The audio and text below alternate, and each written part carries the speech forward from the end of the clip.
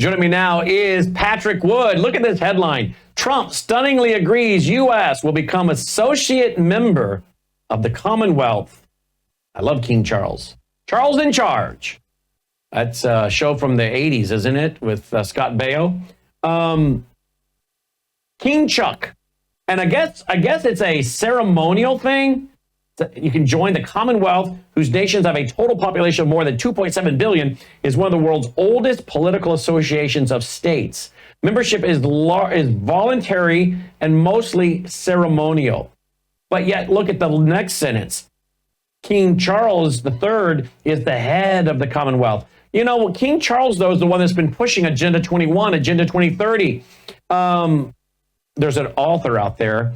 What was her name? Patrick will know it.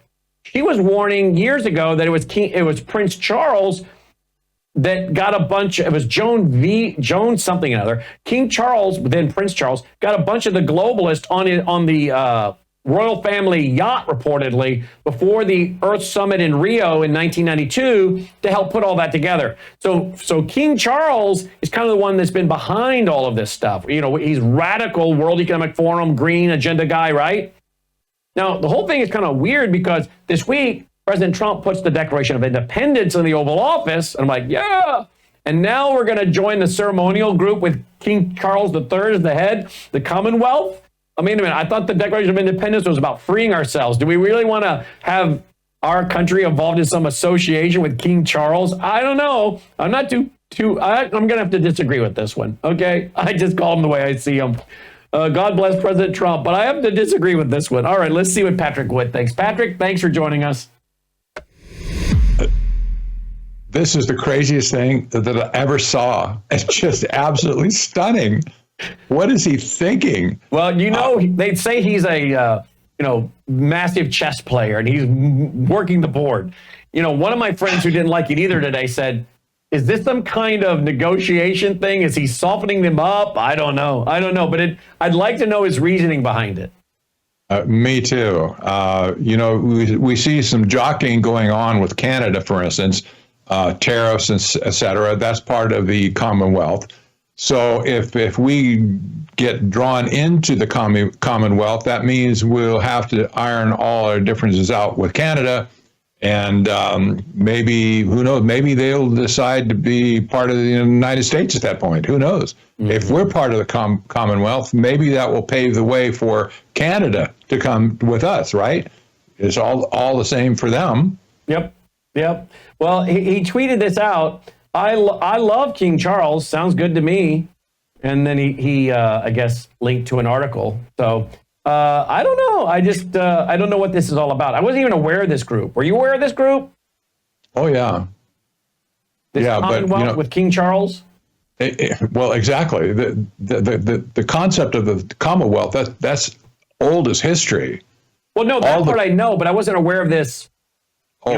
This fact that you could have these different groups join part of a ceremonial thing. I mean, I would think that would be, again, a part of his Commonwealth. We're not a part of his Commonwealth. Why would we join that? That doesn't make sense, does it?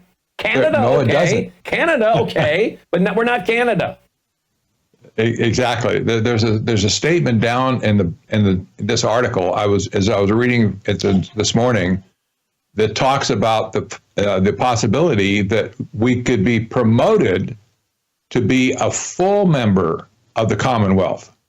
So that's the first step. There it is. The first step is to become a ceremonial, right, thing. Mm-hmm.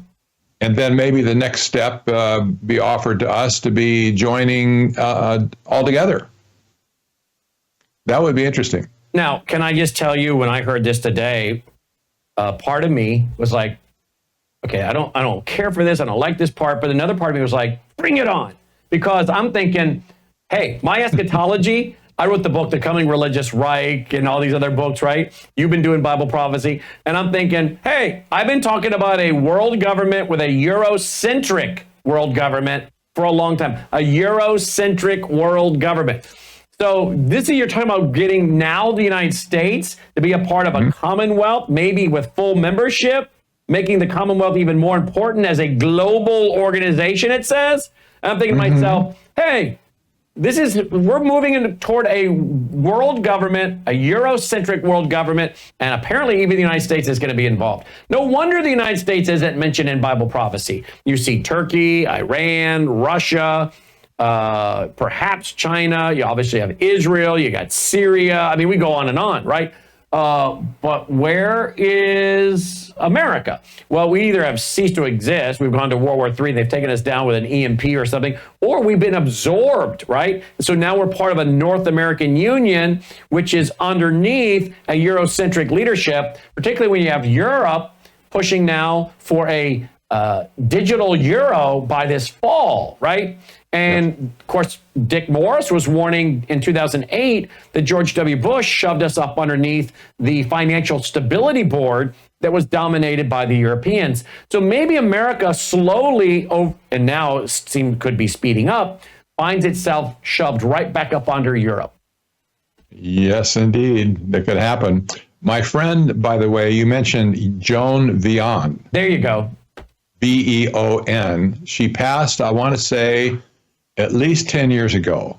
I don't remember exactly, maybe 15 years ago. Great lady, great researcher, forceful writer. She was missed by everybody. She's a Christian also, but her studies were all based on stuff that she got from the United Nations. She went to all the meetings, kind of like Alex Newman does today. Mm-hmm. And anyway, she was very forceful. She blatantly said, I mean, she had the goods on this in her mind anyway, that Prince Charles at that point was the Antichrist in waiting. Here's the article. She was convinced that he was going to be the Antichrist. Who will rule the New World Order? Prince Charles, the Sustainable Prince. That was the name of her book, Joan Vion. Yes, indeed. Yes, indeed. There you go. And this is an article on it, which I just put it out there. You can find it. And of course, he was the one, as we said, convened a group on the yacht. It was on the royal yacht to have a meeting before they all went to the Earth Summit in Rio in 1992. Mm-hmm. That's right. Yeah. I mean, he was a major driver of this. Absolutely so. Yeah, undoubtedly. Yeah. She goes into, some of the different goals and objectives and religious worldview of the prince and whatnot. But yeah, well, the guy's got cancer, so I don't know how long he is for this world. Well, indeed, remember that the fruit always falls close to the tree. Yes. And so, what did we see today, if I can find it? Let's see. Prince William, right? Let's see. I think I saw today that Prince William was running around in a tank. He was running around in a tank for NATO. Maybe I can find that real quick. And wearing a helmet. And I thought, well, isn't that interesting that Prince William's out doing that? Because he has made some really radical environmentalist statements too, just like his grandfather. Didn't his grandfather say something about coming back as a virus? I think I remember that. Yeah, exactly. Yeah. What was his name? Prince. What was his name? Oh shoot! I displace it right now. Queen Elizabeth's husband, Philip. Prince Philip, right? Yeah, Prince Philip. Yeah. Prince Philip. Philip on coming back as virus. Let's see what pops up. That's a great thing about having a computer these days, right? Yes. Yeah. Let's see. Did he say that? Business Insider, Prince Philip quote about reincarnating as a deadly virus to solve overpopulation resurfaces. Well, I don't know. Is it true? Yeah. In the event that I am reincarnated, I would like to return as a deadly virus to contribute something to solving overpopulation. Okay, that's the quote that was going around.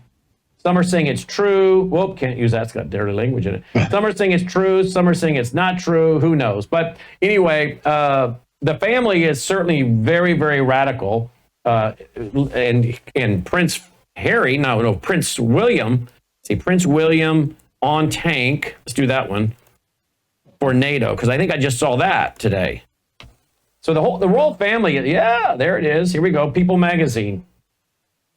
published March 21st, 2025. That's today. Prince William rides in tank with troops in Estonia, echoing childhood moment with Prince Harry. Well, there you go. Well, that's what we need. The royal family contributing more to NATO that's trying to pick World War III, which, by the way, we were covering that today because here's the headline. War footing, survival guides, mass evacuations, huge bunkers, and conscription, how the whole of Europe is preparing for World War III.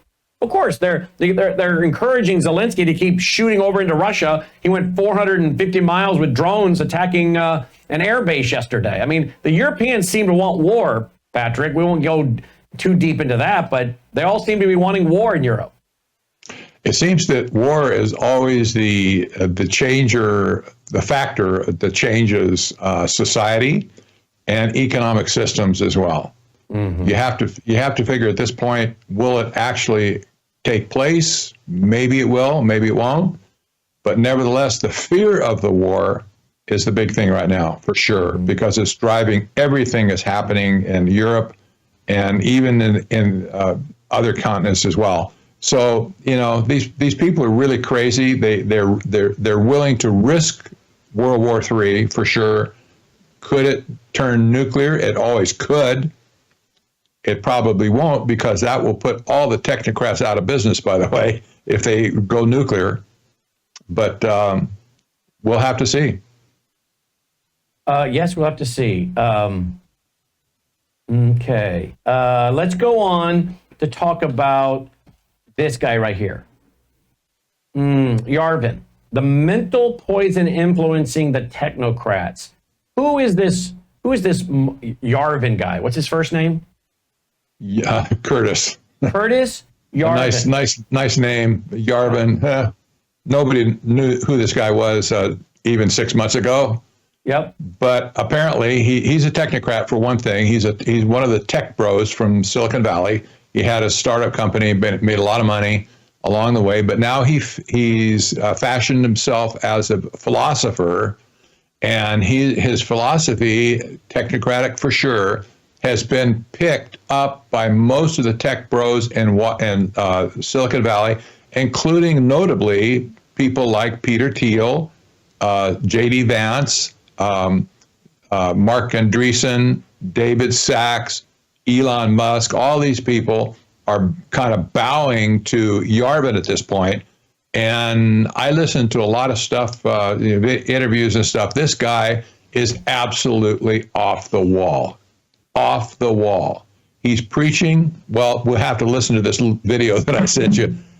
This is certifiably true. I listened to enough interviews with this guy to peg him as not being just radical, but he really wants to destroy our country and reform us something different, creating a monarchy where we have a monarch king basically ruling our country. This is absolutely insane. And of course, that speaks for all the control of using AI to make AI governance a thing instead of rule by the rule of law sort of thing. You know, this is not what we bargained for when we elected Trump. I guarantee you, anybody who got wind of what Curtis Yarvin believed in the first place, like say last October, for instance, they would have screamed from the top of the roof, "Don't get close to this guy.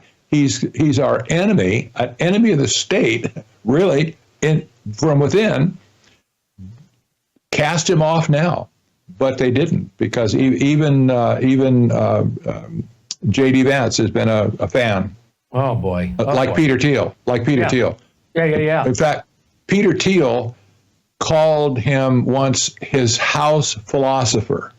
What does that mean? In other words, that means he was in bed financially with him, I think. But you know, he that's kind of an endearing term. Well, he's my captive philosopher that's feeding me stuff. You know, crazy. Let's go to this video. Here's a video. Logan, you ready for that? Here we go. Here's a video on this guy. To turn the U.S. into a tech monarchy, and J.D. Vance has praised his ideas. If Americans want to change their government, they're going to have to get over their dictator phobia. His name is Curtis Yarvin, and he's a software engineer and blogger who argues American democracy is so broken it needs to be replaced with monarchy styled after a Silicon Valley tech startup. J.D. Vance has talked about Yarvin and his ideas multiple times, suggesting his theories have shaped his thinking. In his book, Patchwork, A Political System for the 21st Century, Yarvin wrote, "As the crappy governments we inherited from history are smashed, they should be replaced by a global spiderweb of tens, even hundreds of thousands of sovereign, independent mini-countries, each governed by its own joint stock corporation without regard to the residents' opinions." He also believes these corporate countries should have a surveillance system that might as well be out of a dystopian sci-fi. This guy's even proposed converting non-productive people into biodiesel. He later said it was a joke and that he'd find a more humane alternative to genocide, like imprisoning them in virtual realities. But Yarvin sees Trump as a way to get closer to the monarchy he envisions. He told Politico that the Trump admin challenging Congress's constitutionally granted power to control funding is the first step. That's because he feels that Congress, the branch with hundreds of representatives, has too much power that should instead be concentrated in one person. Exactly what our founders were trying to avoid. And that's what conservatives believe too. Project 2025 is filled with language about expanding presidential power. Yarvin, Project 2025, and Trump advocate for the mass firings of civil servants to replace them with loyalists willing to carry out the president's agenda only. A progressive solution to fix Congress would be to end the corporate influence that ensures they represent corporations over the people that voted for them. But MAGA's solution is to create a terrifying corporate authoritarianism so they don't represent the people at all. This guy wants to... All right, so that's troubling if that's what this guy really believes, but it sounds very consistent with Agenda 21, Agenda 2030. You know, again, I hate to keep quoting my books, but my book, Grave Influence, that I wrote in 2008, came out in 2009, I was warning about communitarianism. It's a big word. A lot of people are like, oh, communitarianism. It's just big government and big business merged together. It's what Klaus Schwab calls the public-private partnerships, right? And we were warning for so many years back, starting after the Earth Summit in Rio with people like Tom DeWeese, who was on earlier this week, that what you end up with is, and he talked about it this week on the show again, these unelected boards, right? Your local city council, your county commission, they get talked into putting together these unelected committees or boards that will oversee development in your community, green spaces, environmental policy, you know, all these kind of things.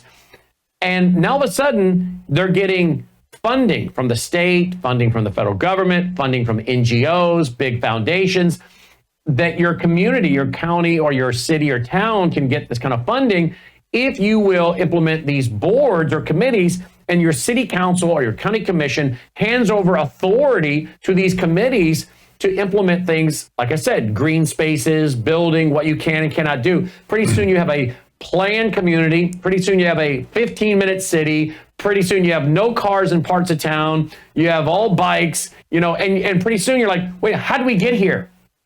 It wasn't the elected officials.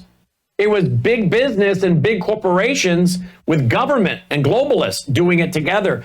It sounds very similar to what he's talking about, where you're turning this over to these corporations and entities to do this. This is not new, but now you got a guy who's got the ear of apparently the vice president. Well, yeah, but here's one takeaway for sure.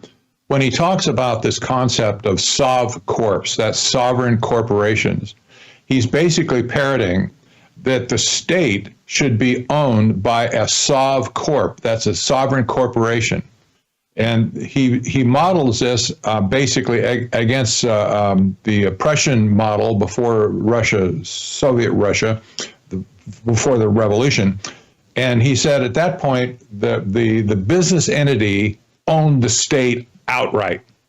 This is what he's preaching now. He's said that every square foot of planet Earth should be owned by a SovCorp, and they should rule it as a technocracy, as a technate, to enforce their science or their will against the people.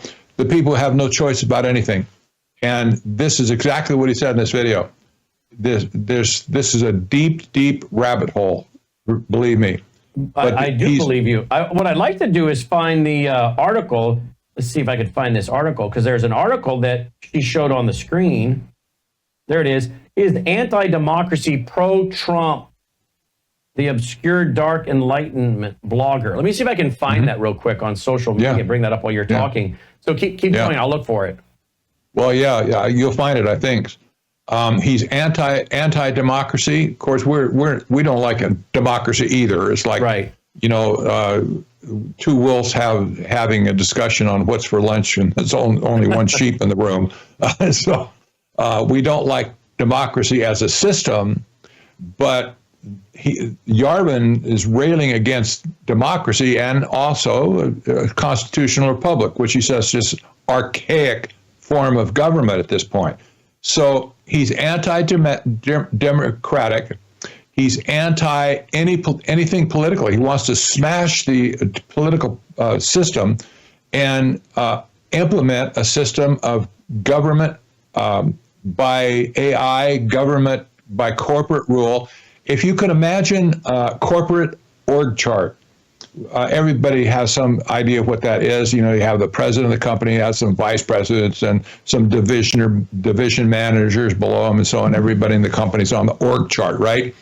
Well, this is their goal, is to create a corporate org chart for every nation on earth and basically take away the political discourse from the nation itself and give it to all the governance, not government, governance that will be provided by these SovCorps and the AI now that they have as their main cannon. This is like the 18-inch guns of World War II. Remember that movie, The Guns of Navarone? Yeah. Where that was a great movie, right?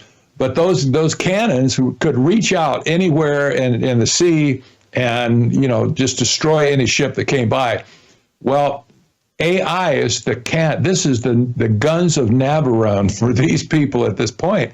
They're using it now to capture our government and capture the administration, to reform, restructure our government for us on our behalf.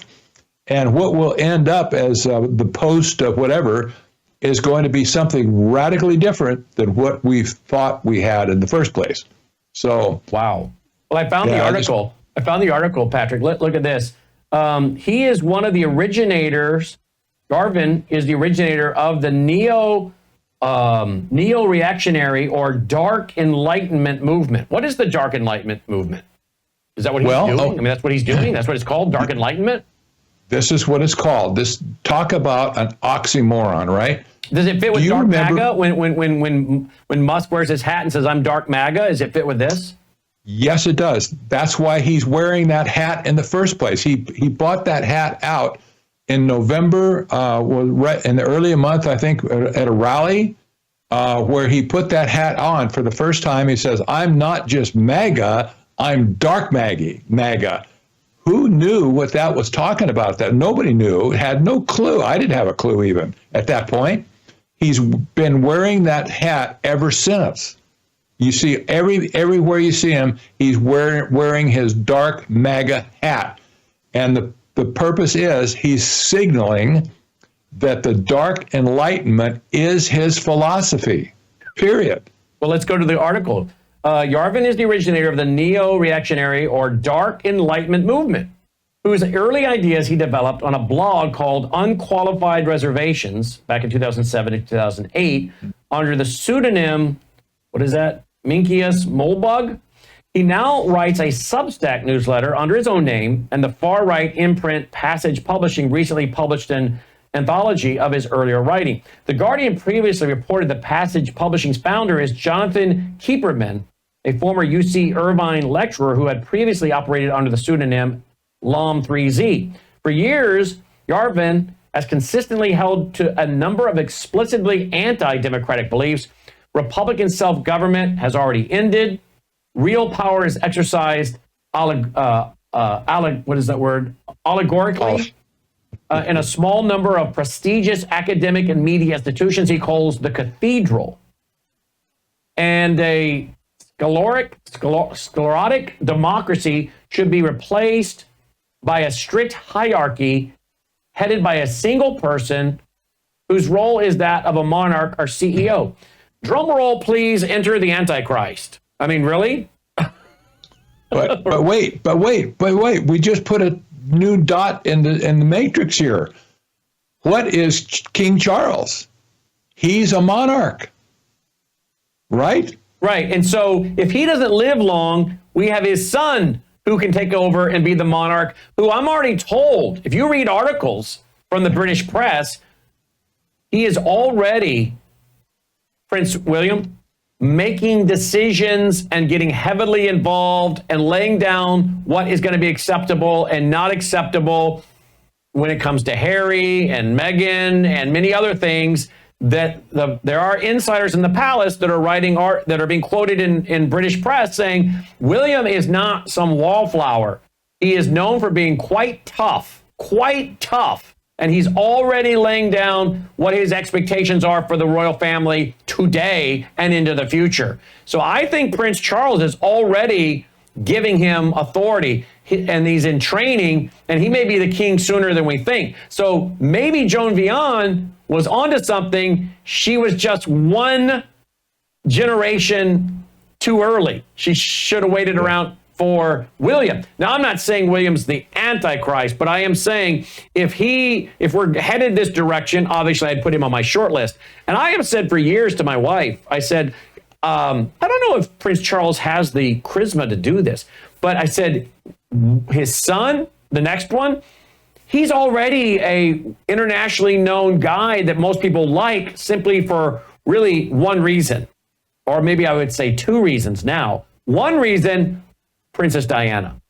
So much of the world already has a soft spot for this guy because they watched him deal with the loss of his mother as a child, right? So much of the world has that.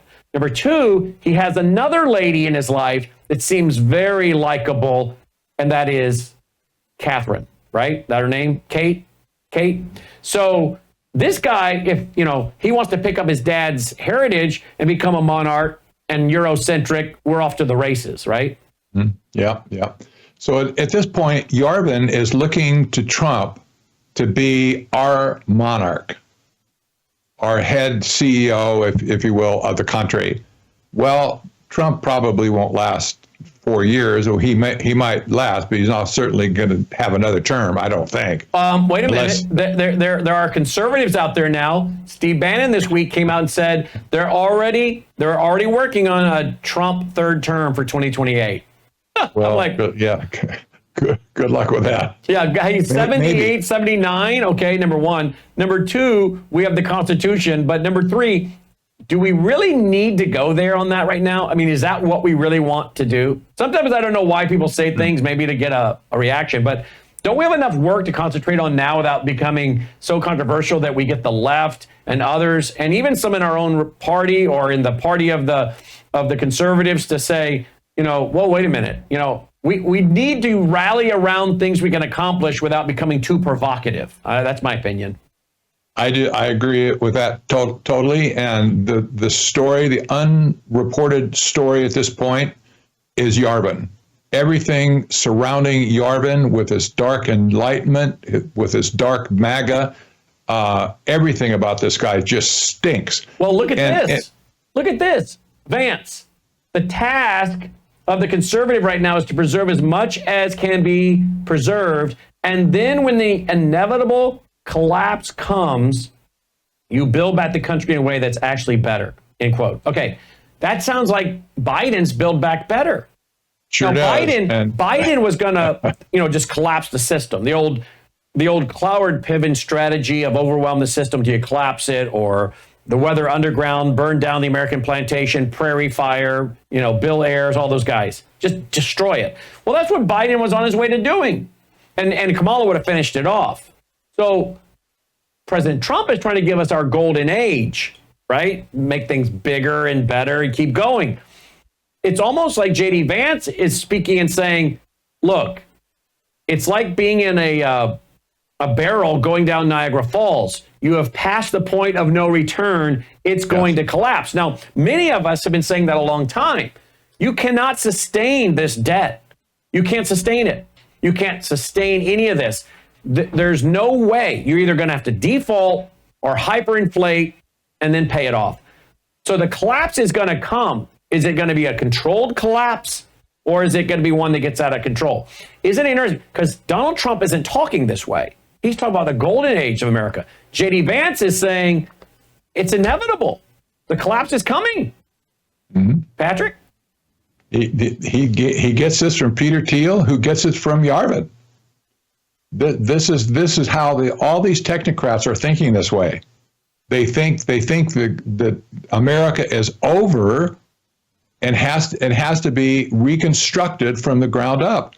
And everything that Musk is taking away from our government, like budget for one, and then people as well. In fact, I just found our neighbor here in Arizona, worked for DHS. He lost his job because of Doge.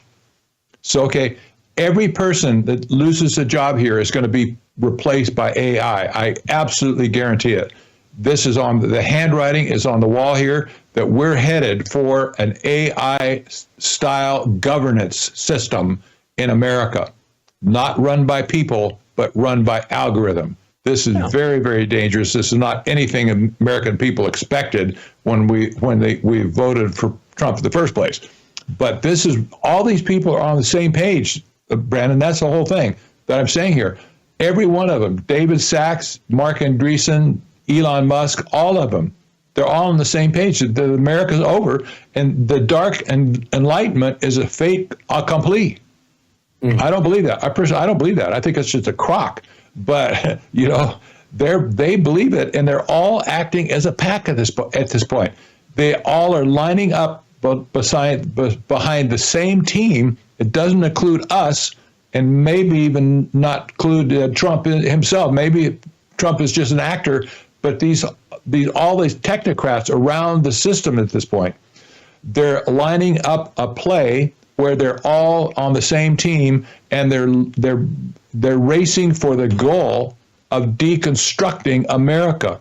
So let me get this right. Yes. So President Trump may be oblivious to what these guys are doing. He may be going about his job doing it, not aware what they're doing out here and what their ultimate goal is.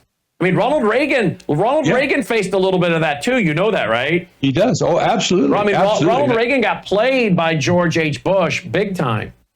Exactly. And in fact, when Reagan was done after 8 years, what did George H. Bush come out and say? What did George H. Bush come out and say when he was running for president after 8 years of Ronald Reagan? What did George H. Bush come out and say? We need a kinder, gentler America. Okay.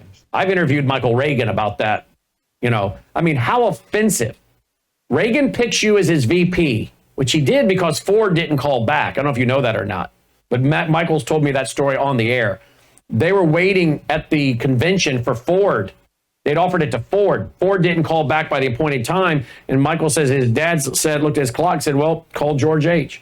And they offered it to George H. and he became the VP. But remember, it was George H. after 8 years of Reagan says we need a kinder, gentler America, right? And there were things going on during the Reagan years that Reagan didn't really know a lot about what was happening. Now, I'm not saying that's because he was in dementia or Alzheimer's. I'm just simply saying I think they played him. They brought too many of the Bush people in to his administration, right?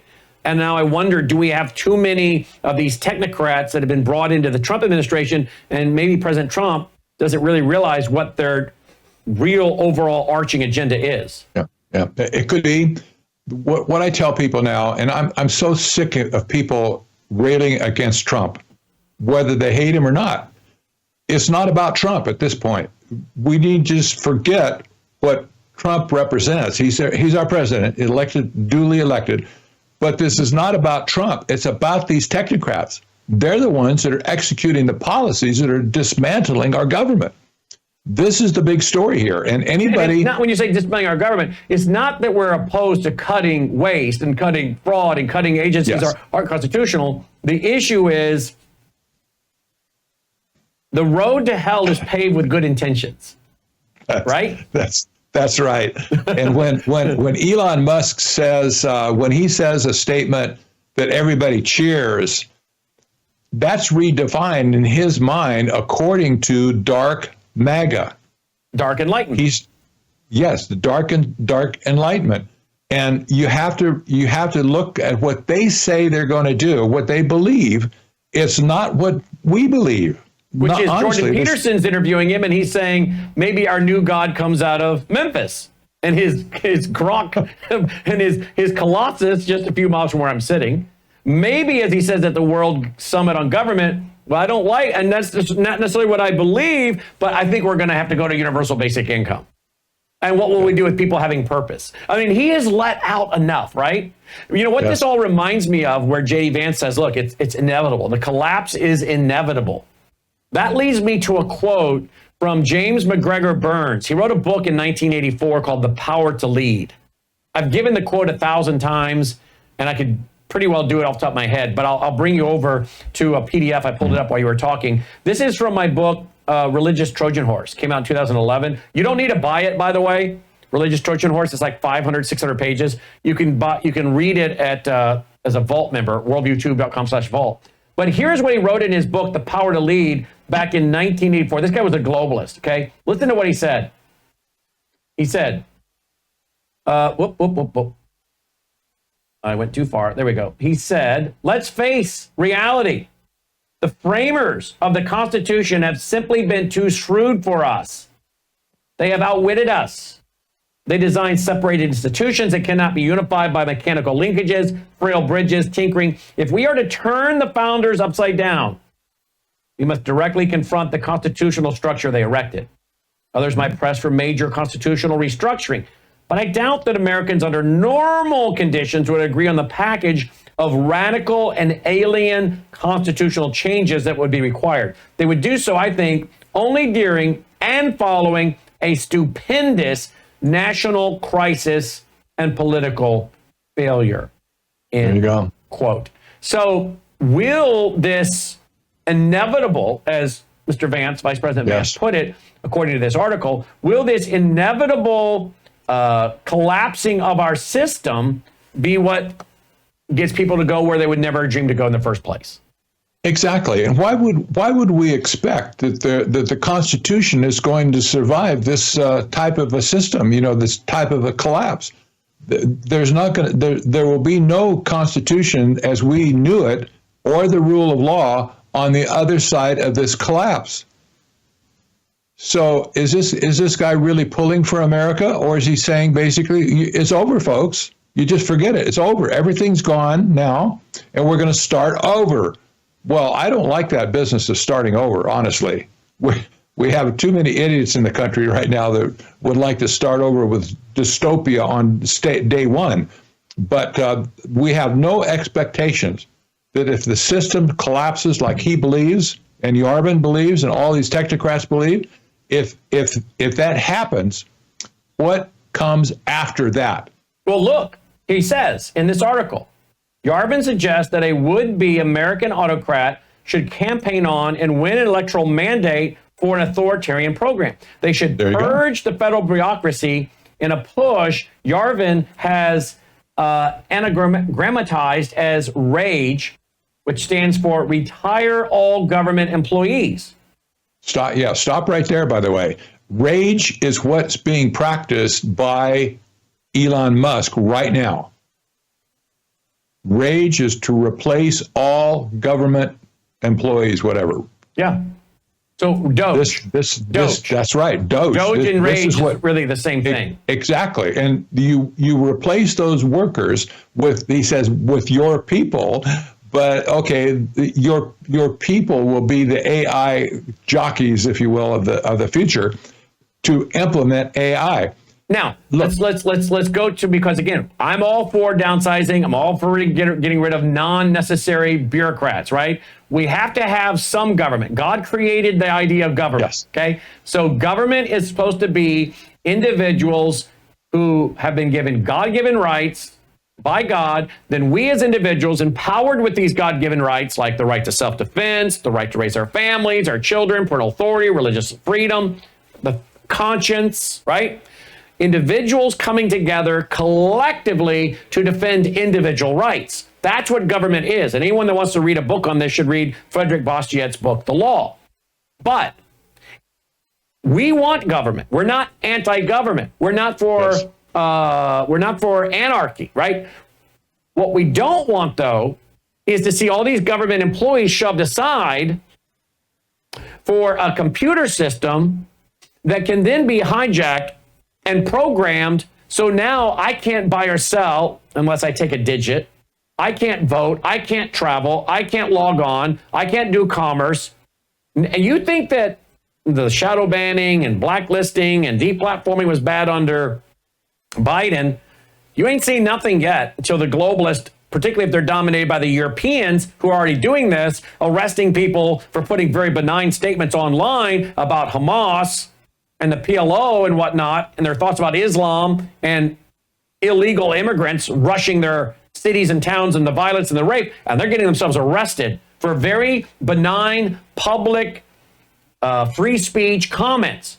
Now, if the right bureaucrats get into power, Eurocentric, they've said they want this all over the world. In fact, leaders in Europe have said, we might just come and arrest some of you in America. And now you've got Jay Sekulow with the Center for Law and Justice saying Americans better be very careful when they travel to Europe, because if you've posted anything on social media in America they don't like, they might arrest you while you're there. Now, think about all this under the control of a computer system. Yes. The one thing about bureaucrats is a lot of times some of them are incompetent, lazy, and are there for the paycheck and sit there and talk on the phone all day. They don't do work, okay? You're not going to be able to rely on that with an AI system.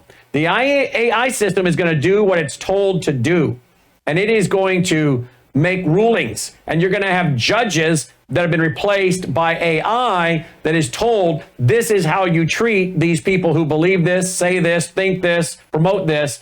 I mean, you're talking about a system that would make us long for the bureaucrats, right? You bet. I would long for communism, even at that point. Honestly, this type of a system would be so much worse than communism, because even in communism, there's some people that has to be in charge. People are in charge of it. You can get your hands around their throat. This has no people. Who do you call? And you can get your hands around their throat and deal with them and overthrow them, as we've seen in other, the Berlin Wall falling. They take over. And Romania, right? The other thing too is we know of guys behind the Iron Curtain. You and I grew up hearing the stories where they were Christians, but they were able to befriend some of the communist leaders in their town or city or village. Yes. Who they grew up with, who turned a blind eye to them, right? Yes. So even in a communist community or town outside of some huge city, they were able to convince the kid that they grew up with, who's now the local communist authority in the community, they were able to convince him to turn a blind eye. Leave our church alone. Leave our people alone. Okay. You know what I'm saying? You're not going to do that with a computer system. Is that what you're saying? No, that's right. Exactly. Scientific dictatorship can't be overthrown once it's in place. This is the risk. We have all the cards on the table right now, because if we lose this hand or lose this game or whatever, there's going to be no way to recover from it. Because once the scientific dictatorship takes over, how do you get rid of it? You just can't say, well, I'm going to pull the plug. How many plugs do you have to pull? Well, at this point, they're building their own nuclear power plants to run their data centers, right? You're not going to get your hand on their plug. So the data centers are already in place. The AI is already in place. They have enough horsepower to run the whole country, probably the whole world. And now you have people like Sam Altman came out 2 weeks ago and said, I have a new product for you. You'll love it, government. It's called OpenAI Gov, G-O-V. New product. He's going to deliver it by the end of this month that will allow all government organizations to pump their data, all their sensitive data, into the cloud and analyze it with AI. How is this going to work out for the American people? We don't want all of our data in the cloud in the first place. We don't want it all unified behind an ID that can, for a universal ID. We don't want people like Elon Musk and his henchmen looking at us, figuring out what we should do, and off with their head if they don't like us. We don't want that. That's not the way government should work in the first place. Wow. Remember the quote by James McGregor Burns, right? The people will only go where we want them to go under a stupendous national crisis, right? Now, what's interesting is this Yarvin was being interviewed by a guy named Anton. Midway through their conversation, Anton says to Yarvin, you're essentially advocating for someone to age-old move, gain power lawfully through an election, and then exercise it unlawfully. Adding, what do you think the actual chances of that happening are? Yarvin responded, it wouldn't be unlawful. You'd simply declare a state of emergency in your inaugural address. You'd actually have a mandate to do this. Where would that mandate come from? It would come from basically running on it, saying, hey, this is what we're going to do. Now, let me just stop right there. What if this ends up being a system that's being conditioned for people, and the one that ends up putting it into place and doing this is a Gavin Newsom? What if this is a Gavin Newsom? What if we're, this is just things are being prepared and readied, and a Gavin Newsom character takes it. Gavin Newsom's out with his podcast interviewing Steve Bannon and all these conservatives and trying to appear like middle of the road kind of guy. So again, I don't want anybody doing this, but can you imagine this under a Gavin Newsom? No, not at all. Not at all. If we can last that long, Elon Musk and Trump himself, he mentioned this may be the last election that we have in America. It's possible at this point. This really might be the last election that we just had last November. Who knows? But we're in serious trouble because when you consider how fast AI is growing right now, it's doubling every 3.5 months. And it's what it can do, and the learning, the new inventions, et cetera, the new programming is coming out, and computer chips to run it. It's doubling every 3.5 months. By the time Trump is done in office, it's going to double from this day forward. It's going to double at least 16,000 times from where it is right now. How bad would that be? Well, that's enough to scare you hardly to death. Could we possibly have an election again? Will AI take over and manipulate people to where an election just isn't needed at that point? Who knows? There's lots of uncertainty, but we do know what people like Curtis Yarvin believe. We know, we can see what they said. This is the equivalent of what Hitler wrote in Mein Kampf in the first place. He told him what he's going to do. Nobody read the book. They could have saved themselves a lot of trouble in Europe if they just read Mein Kampf before he got in power, right? Right. Yeah. Yarvin's saying the radical things, like radical in a different sense, but the radical things he's saying right now, if these come true, history is done as far as we're concerned. We won't be here anymore. There'll be no America. There'll be no Constitution. There'll be no founding fathers. There'll be no tradition at all. All the holidays we've all celebrated over the years. We love those holidays. Forget that. They're going to be gone. People will be off worshiping the AI God at that point. Let's go to, before we get ready to wrap, let's see if I can find it real quick. I had an article here by you over at technocracy.news. Okay.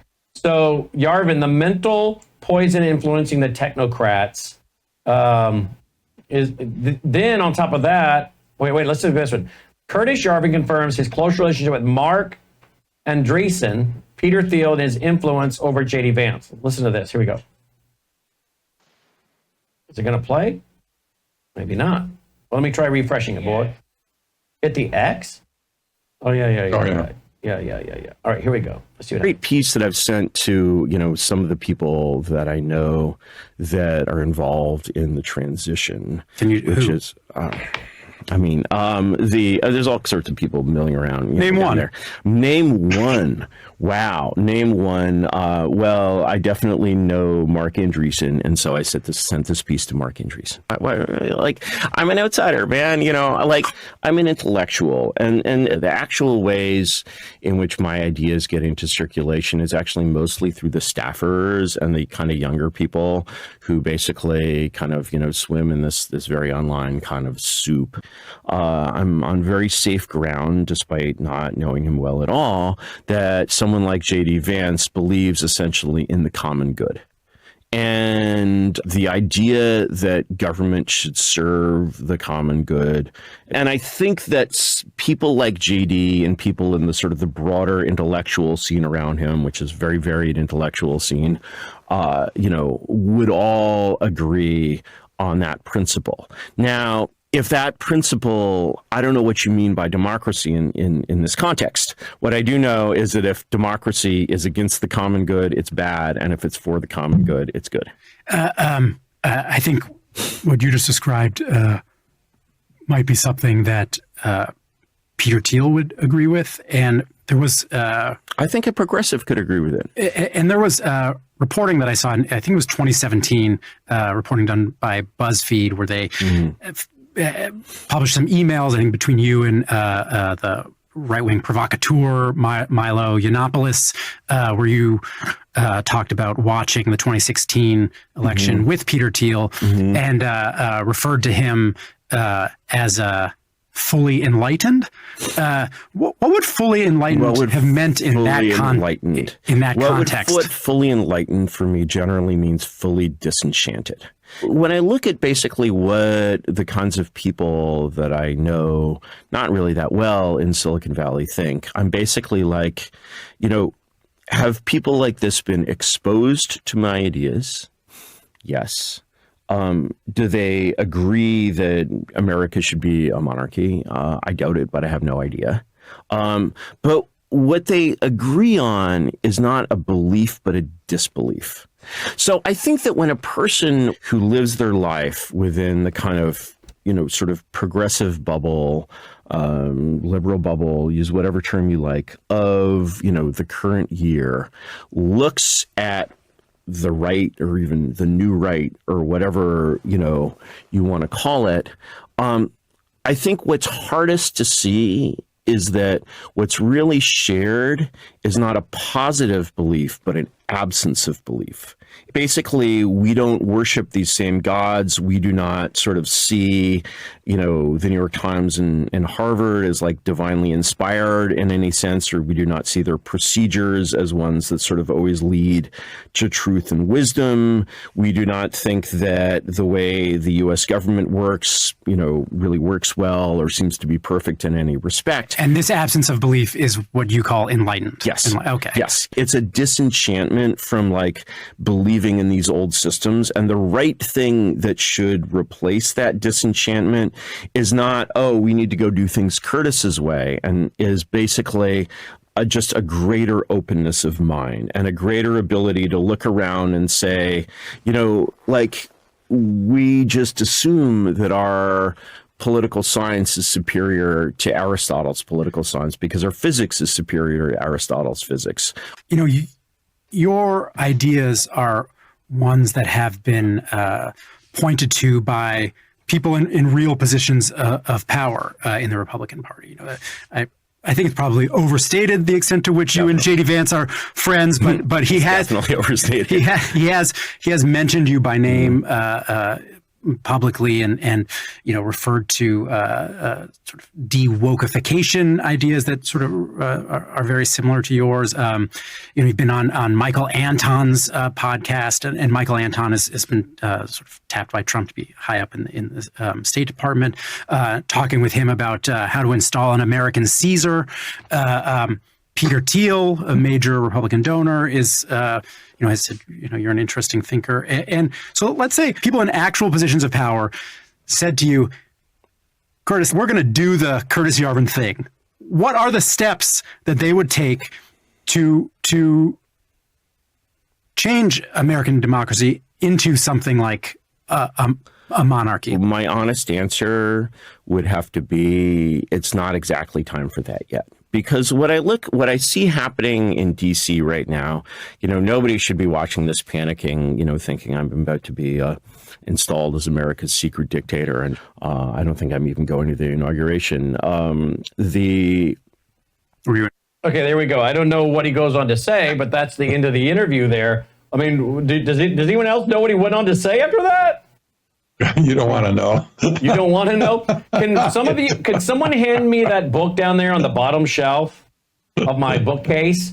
Because this is starting to sound an awful lot like something else I've talked about, thanks to the influence I had, None Dare Call It Treason. The influence, that book yes. right there on the far bottom shelf, All right, you got it.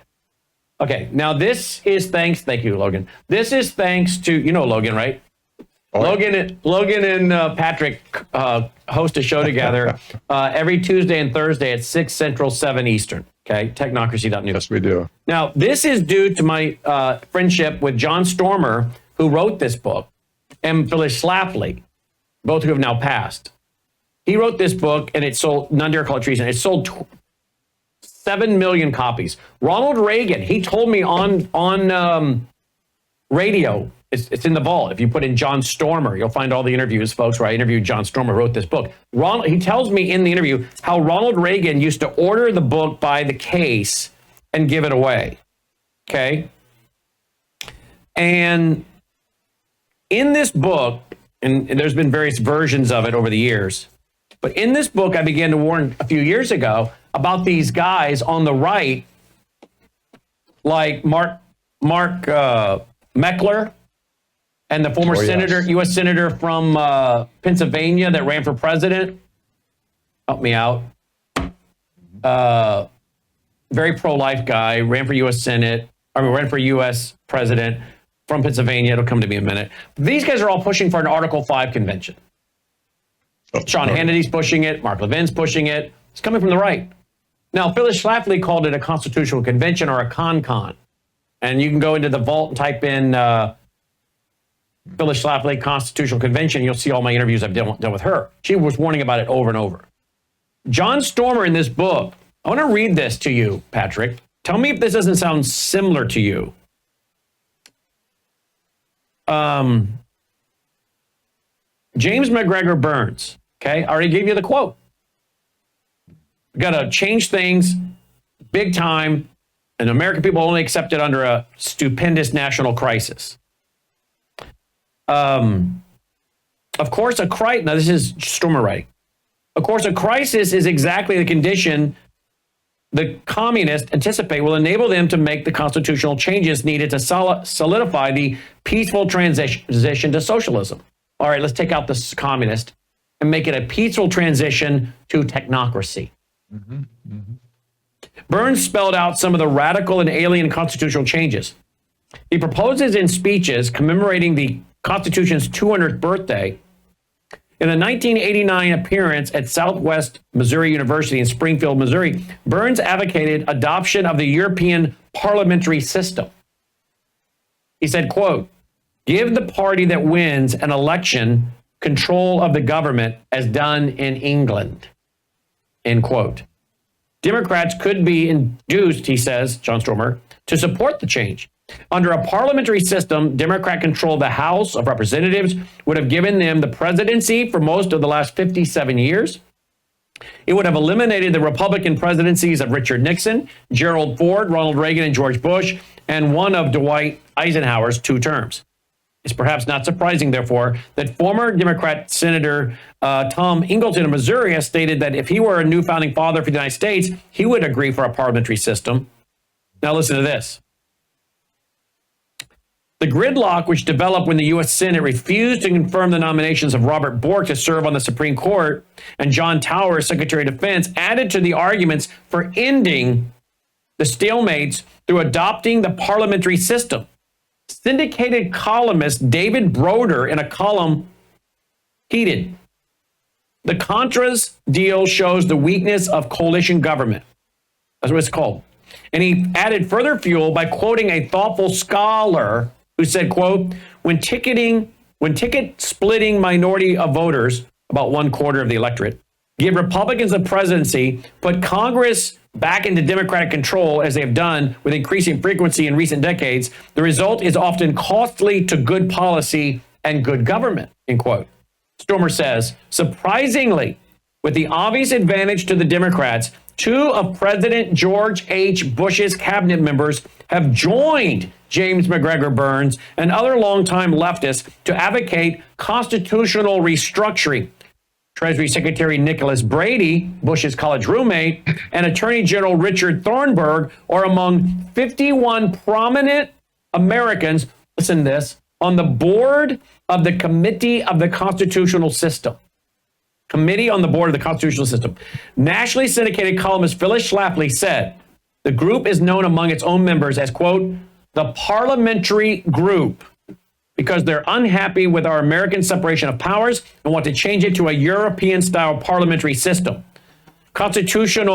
The Committee for Constitutional System members aggressively seek large-scale reforms in our constitutional structure and hope that a depression in the near future will create a favorable climate for these changes. They want to be ready to apply radical reform if the opportunity arises through a major economic crisis. Does it sound familiar, Wood, Patrick? Yep, it does. Yeah, exactly. I mean, in other words, this is not new, what's being proposed. It's been in the making for a while. It's just, what are we going to go to? Now they figured, let's have a monarch, let's have a parliament. Now let's go to technocracy. Yeah, exactly. This whole thing, this book, by the way, got, well, you can't see it from my green screen, Technocracy in America, written by a global scholar out of Singapore. Singapore. This book, Technocracy in America, was written 10 years ago. It says the same thing. It's calling for a parliamentary system where we elect a team of CEOs, if you will, to run the country like Switzerland or China. And this is totally antithetic to American system of governance. And when you go back originally to find out who proposed CONCON in the first place, the very first person that proposed a constitutional convention in the new globalization order was singularly Henry Kissinger and Zbigniew Brzezinski. Those two called for it back in 1973 or 74, and everybody else followed suit. Said, "Well, it's a great idea. Let's go do that." We have to reform the Constitution to meet modern needs. Blah blah blah, whatever. But Brzezinski hated the nation state as well. He was a technocrat on fire in that day. I don't know where all this is going, but it's very interesting, and it's a conversation we should have. And frankly, I think it's a conversation that people like the vice president should be willing, to talk to people like myself and others and let us ask them about it, right? That's what we do. Let's talk about the free exchange of ideas and information. And if I get the chance to interview the vice president, I would gladly say, tell me about these ideas of how you think, you've made a comment about the inevitable collapse. What does that mean? How do you see that happening? How do you see Doge and these ideas fitting in and technocracy and the views of Mr. Yarvin? Exactly. And Peter Thiel, of course, too. So you've got several articles on him. If I go back over to your website, let's see. Is Tucker Carlson on board for this kind of thing too? He is, unfortunately. He had Yarvin on his show, gave him a huge platform. Here you at Technocracy, Curtis Yarvin, the Pied Piper behind the tech bros, intended destruction of America, the Dark MAGA, Government Corp, Technate Part 2. You and I talked about that. Understanding the Dark MAGA, Government Corp, Technate. Yeah, you and I talked about that and how it fit in with the idea of taking Greenland, Mexico, Canada. Those, this is what Elon's grandfather was for, correct? Yeah, He was that's right. one of the leaders of Technocracy LLC or Technocracy Corporation. Yeah, exactly. Yeah, 1934. So what is your warning as we wrap here? We need to get people in a mental frame of mind where they can even understand what we're talking about. One thing for sure, you'll never understand what we're talking about if you have your eyes on Trump. Trump is he's not the story here. The story is technocracy. So you can fight all you want for politics. It's not going to get you anywhere, especially if you just focused or obsess over Trump, what he's doing, he's not doing, it doesn't matter. He's at least he's an actor in the whole system here.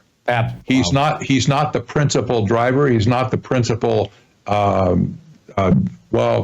guess driving it, whatever. He's willing to do it, but he's not the story. The story is about technocracy. So people who want to get into a political fight over this, they're missing the point. It's not about politics. It's about technocracy. This is where people need to get their heads screwed around. And I'll tell you what, you need at every turn, you need to talk this up with your neighbors, with your friends, your family, whatever. Tell them what's going on. You can explain it to them. If you get these articles, especially under your belt, you'll know what to say. Absolutely. It's not complicated, right? But it's just out in the open now. Though there you go, folks. Technocracy.news. Technocracy.news. Patrick Wood. He's every Tuesday and Thursday, 6 p.m. Central, 7 Eastern. Patrick, great work, great research. Thank you, my friend.